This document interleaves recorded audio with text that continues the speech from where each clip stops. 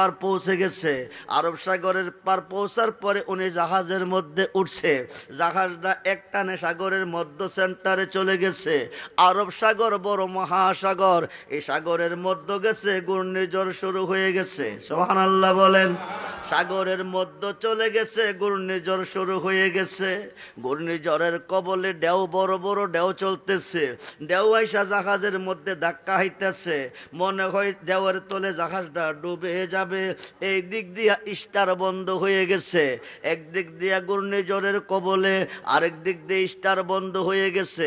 Driver আপ্রাণ চেষ্টা করতেছেন, কিন্তু জাহাজ স্টার হচ্ছে না।